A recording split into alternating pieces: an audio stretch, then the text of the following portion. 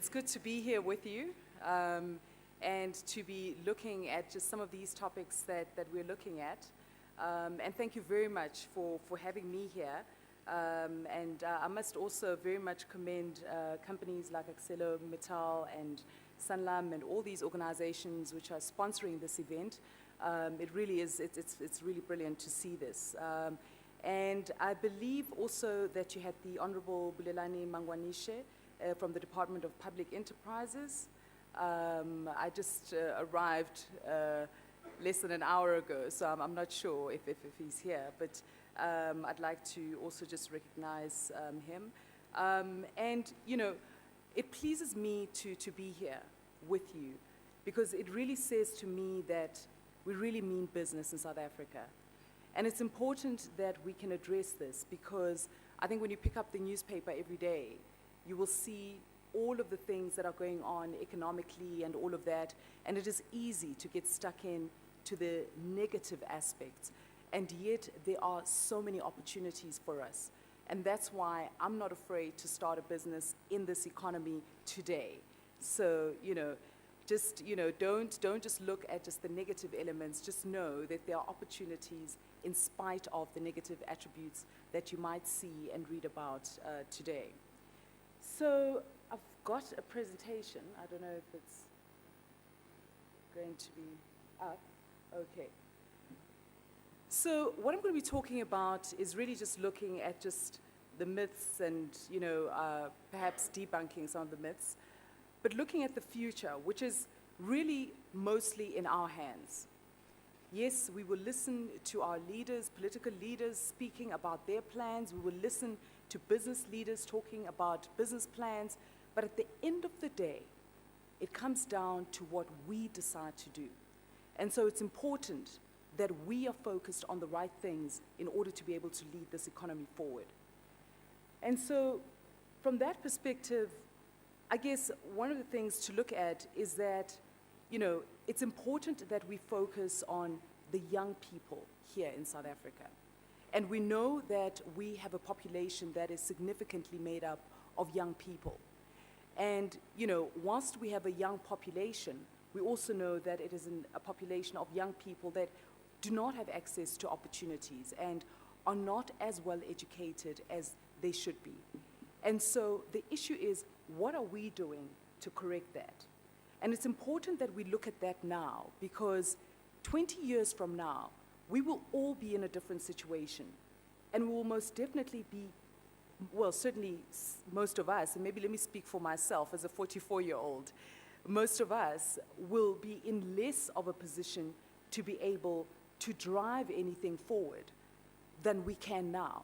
So it is important that we are focusing on the right things to create a better future for ourselves.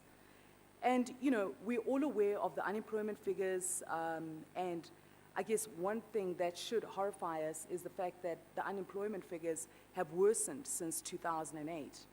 And certainly according to Stats SA, we have approximately 19.7 million working age young people who are unemployed. And we have 9.8 million young people who are not economically active. Now, I cannot imagine the difficulty of going to school, going to further education, and then still finding yourself unemployed. But that is a circumstance of many young people here in South Africa. And the issue is, what are we doing to make that different? Because unless we can be able to change that, it will affect all of us. So we need to be the ones who are looking at opportunities that we can create in our organizations through internships and all kinds of opportunities to enable young people to be employed, because that is the future of this country.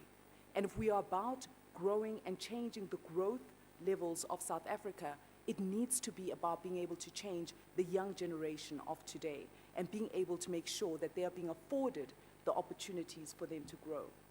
I know certainly when I look at my own experience, you know, I was fortunate to have been able to go to good schools and good university, but in terms of employment opportunities, if I hadn't had the type of employment opportunities that I had, you know, working for INJ, working for Fieldstone in New York, working for all these organizations and then finally working for Shanduka, I certainly would not have been able to see myself being able to grow.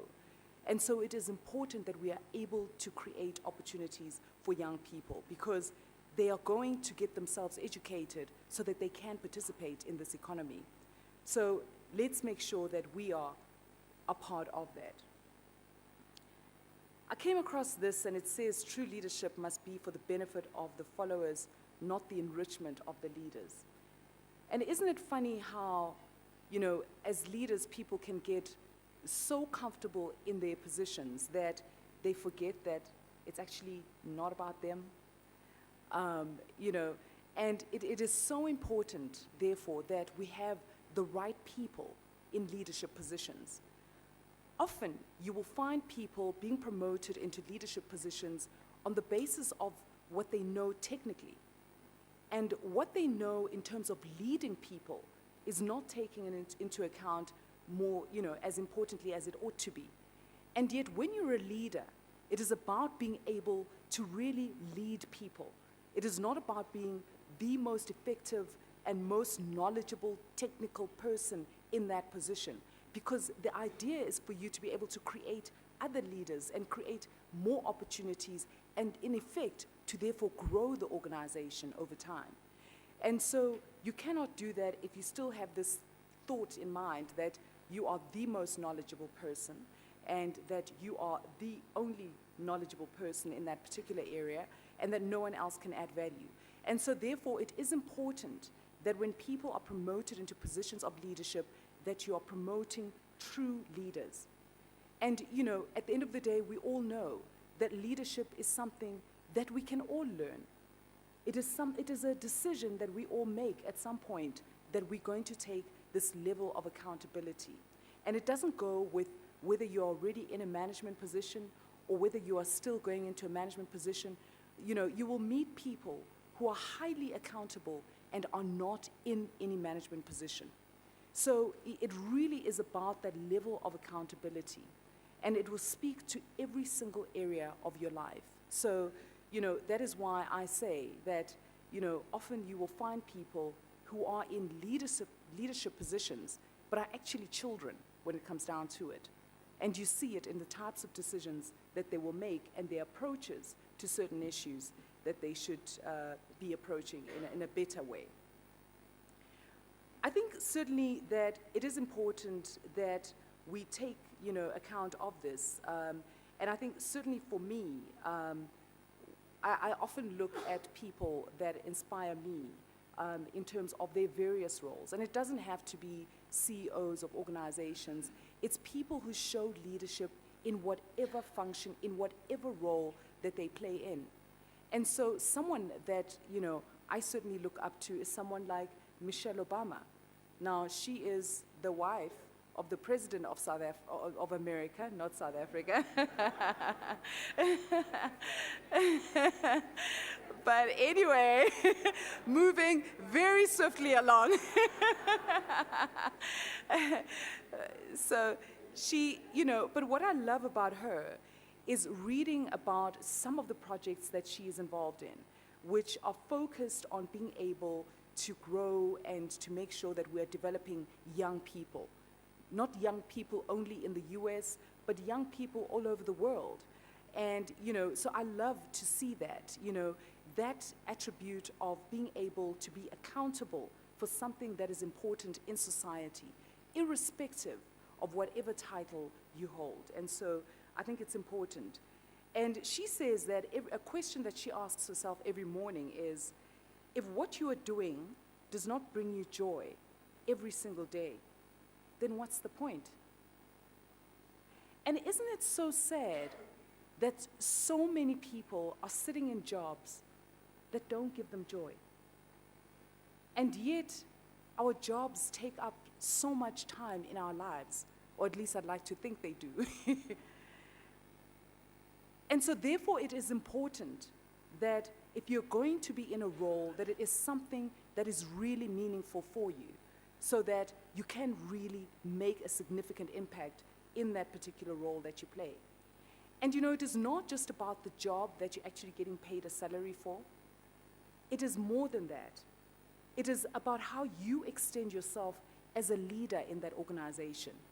And you don't have to wait until you are given the title of a leader to be a leader.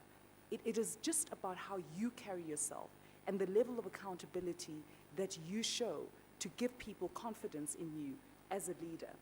And so it's important that we look at these aspects and look at how our actions are speaking to our quality of leadership. So do you want to change the world? We certainly want to change our future, right? I mean, we are growing at, what, less than 2%? And when you look at most economies on the African continent, they're growing at 5% and over. So we definitely want to be able to change our future. We want to be able to see South Africa being able to grow faster. We want to be able to create a better future for ourselves. And so what does that mean we have to do? In my last 10 years as CEO of Shanduka, and I'm still CEO of Shanduka. I know in the media it said I was supposed to, stop being CEO, I think around June, but then I was asked by the board to stay on a little bit longer. But hopefully I will stop soon so that I can focus on my new business. But it really has been a joy for me to be at Shanduka over the past 11 years. And I know that I'm very biased when it comes to Shanduka, but it certainly has been the best company that I've ever worked for. So, and I guess being the CEO does make me appear very biased. But this is really, the reason I say this, it's really testament to the work that is done by my colleagues in the Shanduka Foundation. So when you join Shanduka, every person that is employed by Shanduka is expected to make a contribution to the Shanduka Foundation. Whether you make a contribution of 10 Rand, of 100 Rand, 1,000 Rand per month, you decide how much you're going to make a contribution of. But every single person employed by Shanduka Group makes a contribution every month to the Shanduka Foundation. And we do that because the company has always been premised on being able to make a difference in our society. It is not only about the companies that we're invested in and the commercial activities that we're involved in, but it is also about the work that we are doing in the foundation, which is focused on providing education to many people in South Africa who don't have access to education. And so what we have done is that over the years, we have adopted hundreds of schools in townships around South Africa. And actually, we've gone beyond South Africa now. We've also adopted schools in Lesotho, and we continue to grow as the foundation. And it is focused most significantly on education, because we know that when you can create an environment where people can learn, that's how you create the leadership. And so what we do things like we go into a school, we make sure they've got science laboratories, they've got clean toilets. Because many young people don't even have access to a clean toilet at school. And so we make sure that young people in our schools have got access to that, to a clean toilet, that they've got access to all the things that they need for them to be good students. And what I loved about this also is that it also creates in you this need to be able to do more in a community. And I'm sure that the same goes for many of my colleagues at Shanduka, that we're not only involved in the work that the Shanduka Foundation is doing, but we're also involved in projects outside of the Shanduka Foundation, because that is what it's about. And it is important for all of us as South Africans to be able to be doing something to create a better future for ourselves and for our children as we move forward. And I'm sure that looking around, that everyone is involved in something. Because whether you are employed or you are unemployed or you're a student, you can make a difference in communities.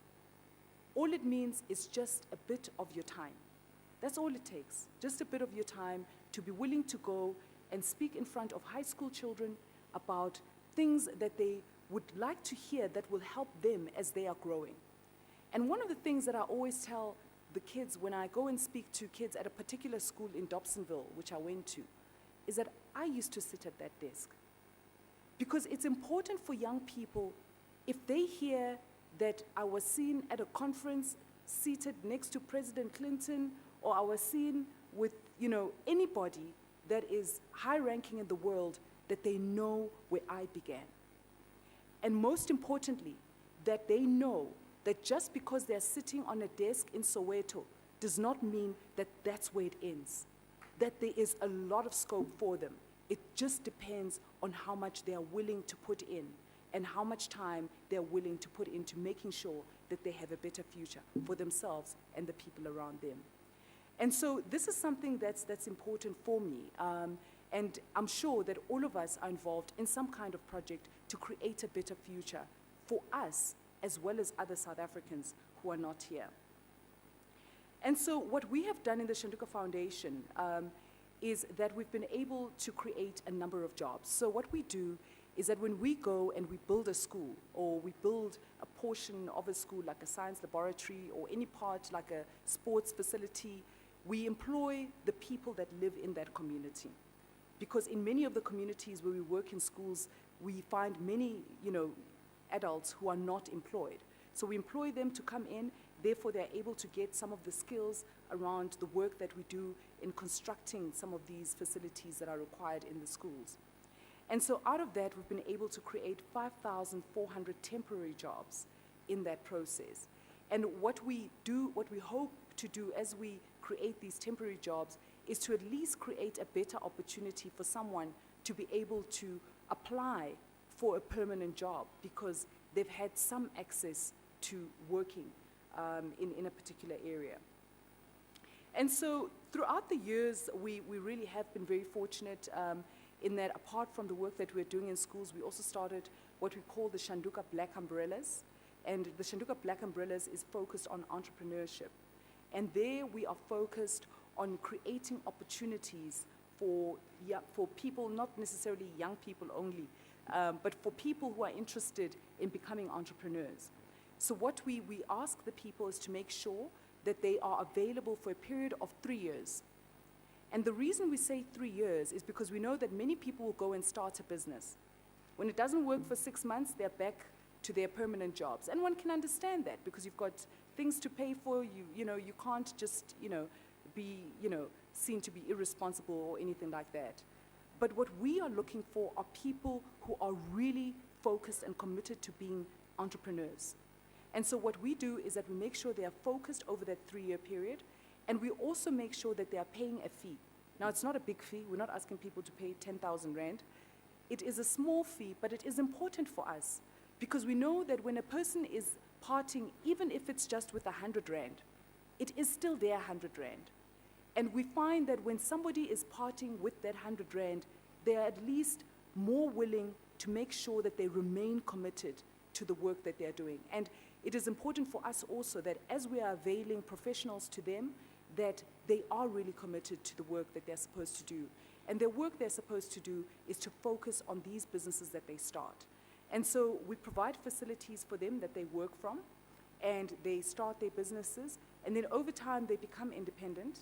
And we've been able to create entrepreneurs who employ many people and are running businesses that are generating turnovers that run in the millions of rands. And this goes from people who didn't even have a job to now people who are successful entrepreneurs. And it all goes with just doing something over time, but being committed to it. And so it's important that we do these things, but that we remember that nothing just changes instantly. You need to be willing to give it the time that it needs and to focus on it. Because one of the things that I often see with many entrepreneurs is that they'll start this, then they want to start that, then they want to start. You have to be willing to focus on that. If that is the area that you want to be in, be focused on it. And so, doesn't want to move now. Okay, wants to stay on this slide. Oh, okay, right. So I guess for me it's important as we speak about all this that everyone has the confidence to be themselves. Because when you're brave enough to be yourself, you give permission to others to do the same. And so it is important that we have leaders who have the confidence to really be leaders. Robin Sharma, in his book, The Saint, the Surfer, and the CEO, speaks about a number of things, but one of the things that I like that he says is that he asks the question, what would your life look like if you had absolutely no fear? Isn't it amazing how many decisions we make that are fear-based? We are worried about what our parents are going to say. We are worried about what society is going to say. It's based on fear. I can tell you that if I had made my decisions based on fear, there is no way I would have been able to see myself growing to being the CEO of Shanduka. Because I remember even when I joined Shanduka, and I told my father, who was very much my partner, he was the person that I would go to for every decision. And at the time, I had just been offered a job at Standard Bank in a very senior role. And I said to my dad, Dad, I'm actually not going to take the job at Standard Bank. I'm going to join this other company. It's called MCI. That was the name of Shanduka at the time. And he said, MCI? He says, where are they listed? And I said, no, Dad, they're not listed. So he says, what does that stand for? And I said, Millennium Consolidated Investments. And he said, gosh, I've never heard anything about Millennium Consolidated Investments. And he said, tell me, how long have they been operating? Which area are they in? And what are you going to do there? And I said, well, they're in a number of areas. And he said, but where? I said, well, they've kind of just started. And he said, they've just started. How old is this company? And I said, well, it's been around for some time. It's 2 years old. And he looked at me and he said, Phuti, Standard Bank has been around for, I think at the time it was just before 100 years. So he said 90-something years, I can't remember. And he said, there, you're going to get a salary every month. You're going to get a pension fund. You will never need money. So please, don't tell me about this MCI. I've never heard of it. And I said, Dad, please, this is the company I want to work for. And eventually he said, look, it's fine. You go there, but just don't start asking me for money when they can't pay you a salary. So eventually, anyway, I went. And it didn't make sense because, I mean, everybody around me was saying, here's this great Standard Bank, and you want to go to this unknown organization? What are you thinking? But I don't know, I just felt something in me that just told me that was where I needed to be. And so I went, and I remember when I got there and we were talking about transactions that we wanted to do and everything. And so I then asked the CEO of the company at the time, how much capital is available for me? And he said, capital? And I had been employed to start the energy business for Shanduka. He said, capital? I said, yes, because you wanted me to start Shanduka Energy, so clearly I'm going to need capital if I'm going to be acquiring assets. So he says, well, I don't know where you're going to get that capital, but good luck, hey? And that's when I thought of my dad, and I thought, okay, I think I'm in trouble. But it's amazing how when you are really focused on something, that you can start from nothing and you can grow it into something significant. And so over the years, we were able to grow the business, and we became a multi-billion-dollar business. And, it has been wonderful to see just the level of commitment of all the people in Shanduka. I mean, I remember when I was asked to be CEO of Shanduka, I immediately said yes. And at the time, I was actually considering leaving Shanduka and going overseas to work for another organization. But when I thought of actually being CEO of Shanduka, I just thought, this is exciting. I thought, I'm not sure that I know everything. I don't think I do. but I'm sure I'll figure it out. And so, I did that, and I have an amazing team of people that I work with. We have an incredible CFO. We have an incredible HR director. I have just such amazing colleagues. And, what I love is the fact that I have people that I work with who are just so knowledgeable in their areas that I don't have to pretend to know everything, And, it is wonderful to have people like that. And for me, it is important to have people who have this high sense of accountability and leadership in their particular areas. Because I'm not there to try and pretend to know finance better than our finance director. And I'm not there to pretend to know HR better than our HR director. And I'm not going to try and pretend to know the resources sector better than our resources MD. So, it is all about being able to work in a collaborative manner with your colleagues and being able to create more leaders in the organization as well. But, what I loved, when I read also Robin Sharma's book is the fact that it is important that we are able to move ourselves out of our comfort zones, that we can be able to approach life in this non-fear-based way so that we can take up the opportunities when they present themselves.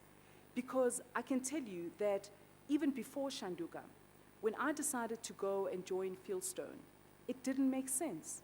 I was working for a company, Urban & Johnson, and it was a very nice job that I had. And I remember, I was 23 years old and I was in a management role. I thought, my goodness, I was so excited. And, it was wonderful. I was learning about seafood and all these things that I didn't know about. And it was wonderful. But it just wasn't enough. In spite of the fact that I was in this job where I was doing fun and exciting work and I was getting well paid, it just wasn't enough for me. So I went and I applied for an internship. And I remember applying to this organization, and the first time they got a letter from me, I think they were quite surprised to get an application from someone from Africa in the first instance, and they sent me a very quick response saying, thank you very much, but we're not looking for any applicants, but when we do, we will certainly be in touch.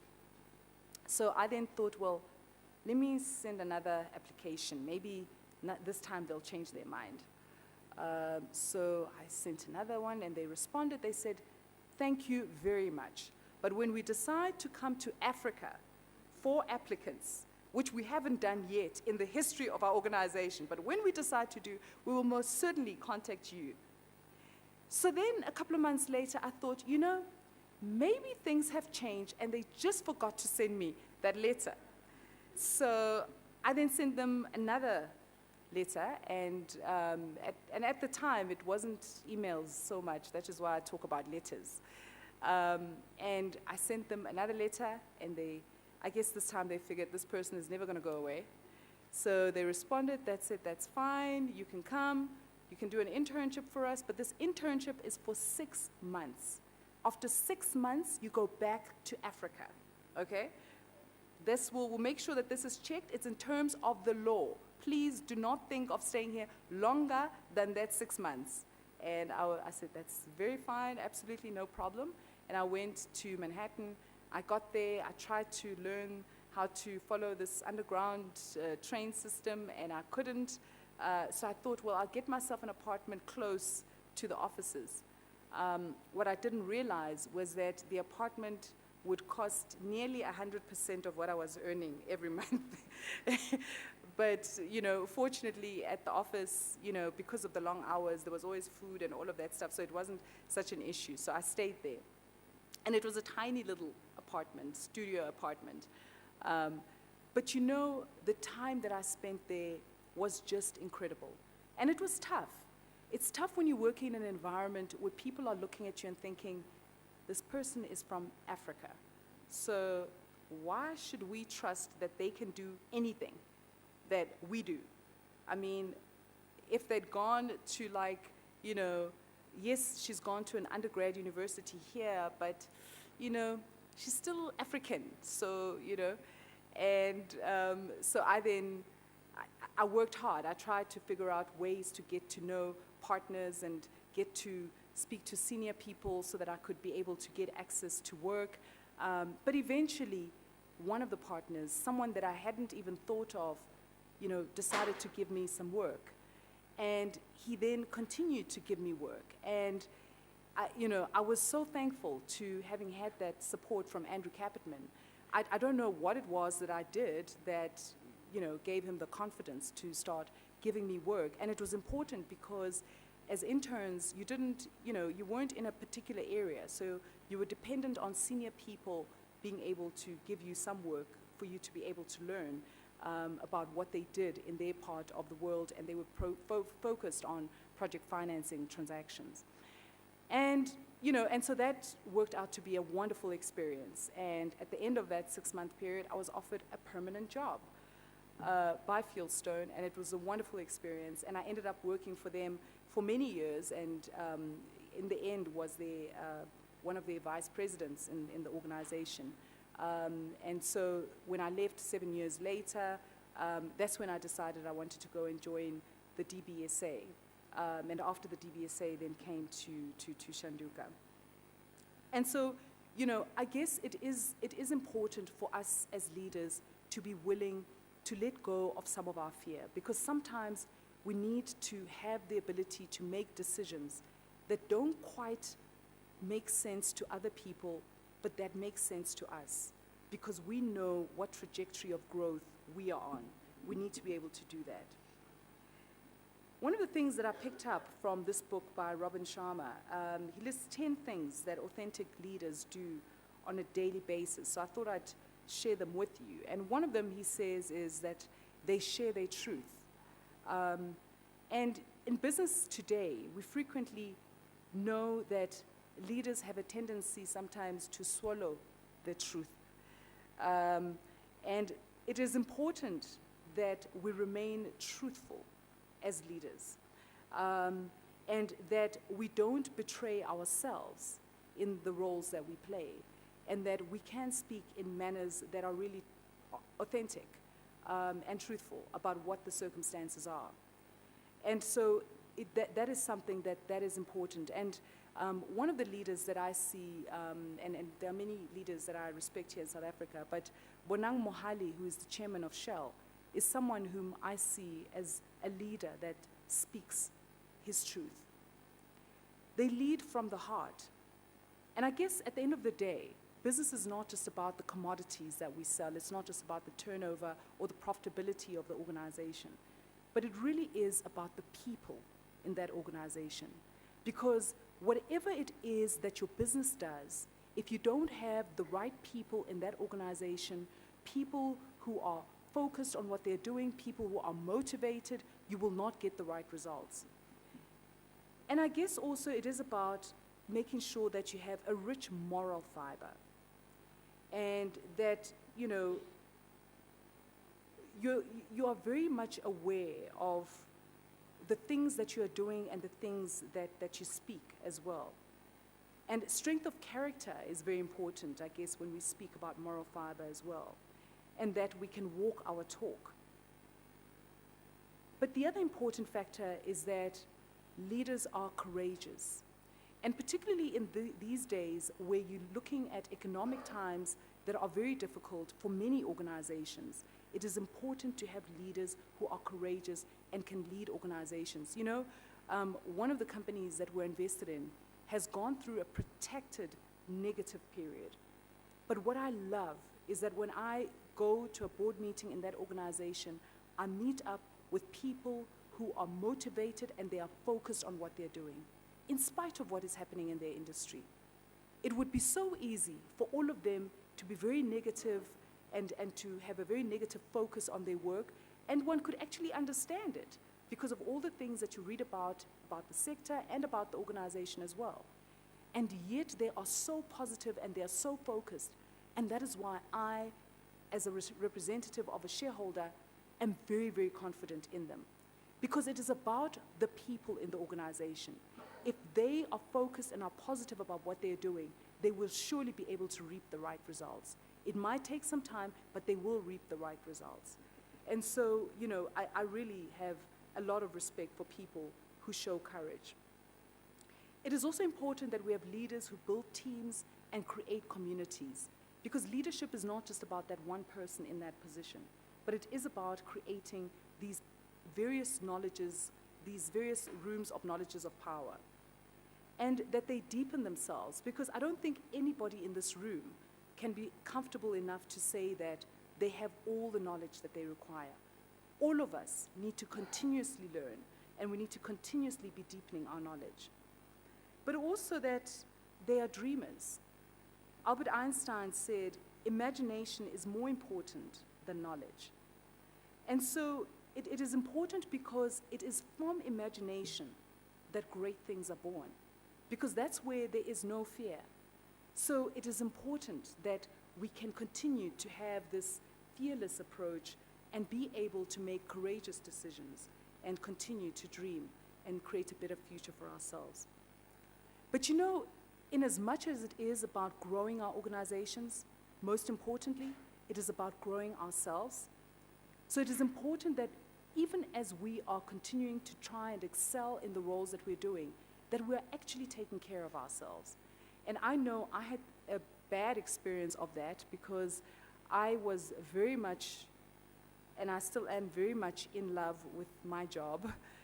It's a bit of a problem in that, when we would have family functions or anything, I would always be away, or I would be busy with something else at work.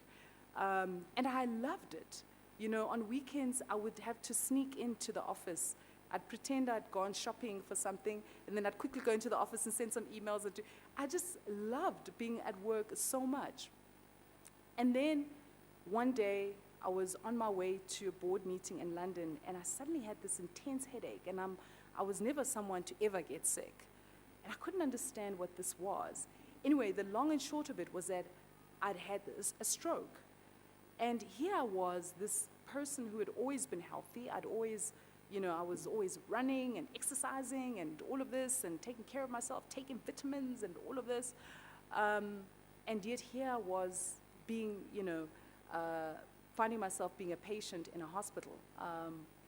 But the funny thing is that after I had this in London, the doctors kept me in London for a while, and then I flew back to South Africa, and I was supposed to come and go straight to some doctors that they had indicated to me and be admitted into hospital. I came back on a weekend, and I decided that actually I felt okay. So, and since no one else really knew, because I hadn't told anybody, I just, continued as per normal. I went to work, and I remember walking out of the office that morning. I had a meeting with the colleague who were driving out. Unfortunately, he was driving. I was walking towards his car, and then I collapsed. And so they then took me to Morningside Hospital, and that's where they found that I'd had a stroke. Now I had other repercussions as a result of it. And I found myself in hospital. So I woke up one day and I was in hospital, and I didn't understand what was going on. I was used to, if I go to hospital, to go and visit somebody, not being visited in hospital. So it was, it was really quite scary to find myself being a patient in hospital. But what was even more scary was the fact that I didn't remember anybody. I didn't remember people's names. Some people I could see that I kind of knew them, but I wasn't sure if I was related to them or not. So it was a bit, a bit scary. And it was actually very scary. But I went through that. But I still, in spite of that, still didn't want to admit that I really was sick. Until I went to see my neurosurgeon, and he said, look, Phuti, if you're not going to take your medication and take care of yourself properly, and stop working and all of this, I couldn't work anyway because I couldn't remember anything. I need to actually stop having you as a patient because you clearly are not interested in being healthy. So, and that's when it kind of dawned on me that, okay, maybe I need to stick to this. So I did. I then started focusing on my health and taking my medication and was able to then find myself being cured over time. And it took some time, but, I was able to get my memory back over a couple of months, and I was able to really become cured. But what really sunk in with me was the importance of making sure that I took care of myself and that my work wasn't 100% of everything, that I needed to give time to other areas in my life that are important. I needed to make time for my family. I needed to make time for my fiancé. I needed to make time for my friends. I needed to be available and be there as a human being before being a colleague at Shanduka. And so I then, adopted a different lifestyle, and, now that my memory is back, it's very difficult because now I have temptation to go back to what I know, but, I have to keep reminding myself to never go back there again, and to make sure that I'm able to keep a balanced, healthy lifestyle, so that I don't ever find myself in hospital again. And so, these are some of the things that we learn over time as we continue to grow, that, we need to be able to also take care of ourselves as people, and that it is not just about the work that we do, but it is also about the other roles that we play in our lives. So I guess one can say, here's what I know about the future. And what I know about the future is that tomorrow will happen as a result of what you do today. So, at the end of the day, you cannot blame anyone for not having had a certain opportunity, because at the end of the day, it is about the decisions that you make for yourself. And, things can become very difficult, but it is about the decisions that you make. And the thing that motivated me was in watching my father in the apartheid era South Africa being able to find himself opportunities for education, doing his bachelor's degree, doing his master's degree, doing a doctorate in the 80s. And so I say to myself that if he, as a young black man growing in Soweto, could be able to grow and make sure that he had these opportunities for education and to be able to run the large enterprise that he ran, what more can I do? What more can we do? Because we are here today, and there is just so much more opportunity for us than there was back then in the 80s. We have more bursaries available in this country than any other country on the African continent. We have so many more opportunities here than can be easily available. The question is, are you willing to stand up and rise and take that opportunity, or are you going to wait for that opportunity to be given to you? Because if you're going to wait for the opportunity to come to you, you will wait for a long time. But if you're willing to rise and go and claim that opportunity and work hard for it, then you will find yourself being able to create a different future for yourself. And what I say when I speak also to young people, especially young people that I go and I mentor and all of that, it's about the fact that being the first person to graduate from university or from Technikon is a wonderful thing. It's not a bad thing. Just because no one else in your family has ever studied beyond matric does not mean that you also end at matric. You can take it further. And so we need to be able to take ownership of who we are. I believe, and this is my own belief, that every single person has been born with with a purpose. The difference is the decision that you make, whether you're going to fulfill that purpose or not. And it is entirely your decision. It is easy to just live a life where you are just doing just things that are expected of you and just living the normal, and But are you doing what you know you need to do? Are you giving all you possibly could give? It is entirely up to you. Because I know for a fact that each and every one of us has got a gifting to give in this country, and in fact, in this world. And it is all dependent on how much you are deciding to push yourself. So it is important that we remember this, that it is not just about today, but it is also about the tomorrow that we are creating. And I'm sure that as I stand here and look at you, that we are all focused on creating a better tomorrow for ourselves. Thank you.